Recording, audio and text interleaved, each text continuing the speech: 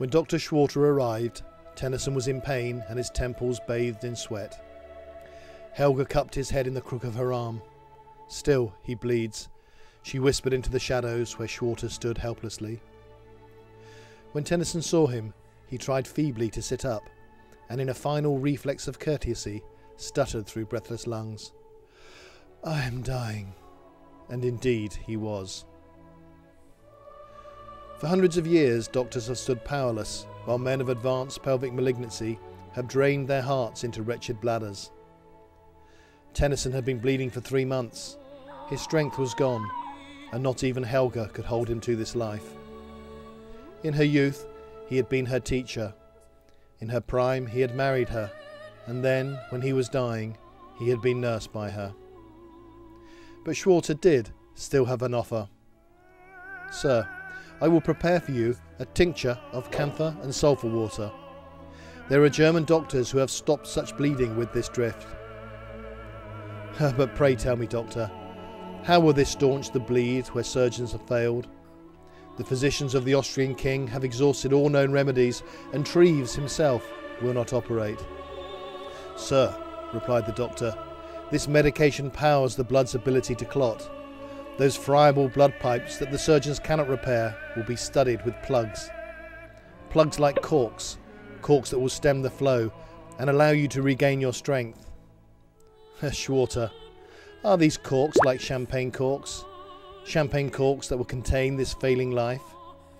I fear your corks will pop, and I'll die no matter. No, sir, I will be a corpse before your corks can be prepared." And he turned to Helga with a smile. "It's been so long since we drank champagne.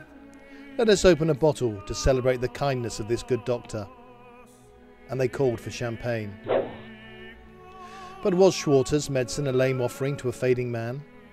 The distillate of camphor and sulphur water creates a sulfonated benzene ring that today retails as the hemostatic drug ethamsalate, a drug that stimulates thrombocytopoiesis and the release of platelets from the bone marrow.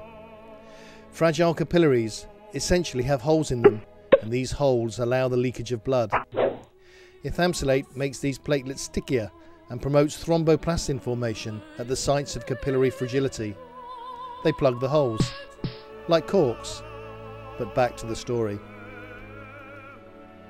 Schwarter replaced the cork in the half-emptied bottle, and Helga, he and Tennison slowly emptied their glasses of champagne. Tennison then thanked Schwarter and turned to Helga with a smile of happy content. And then he passed from life to death with the characteristic simplicity that had been his trait of being. Helga and the doctor did not move or speak for the best part of a timeless while. But as the midnight hour passed, the silence was disturbed by the sound of a large black-winged moth that had flown in through the window and started banging wildly against the lamp. The muffled sound grew maddening and distracting. Dr. Schwarter seemed ruffled, but found some mutterings of consolation. But suddenly, all at once, there was a joyous explosion. The cork had popped out of the champagne bottle, and foam was fizzing out after it. The moth found its way out the window and disappeared into the sultry night.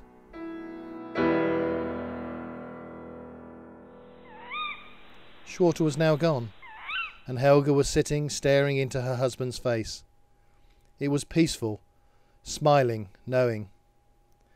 There were no human voices, no everyday sounds, she wrote. There was only beauty, peace, and the grandeur of death.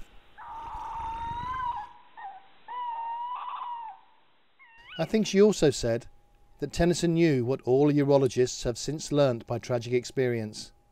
Yes, ethamsalate does plug those capillary holes and affects the hemostasis of sorts. But these plugs then do go pop, and the bleeding continues, while the bladder just fills with clot.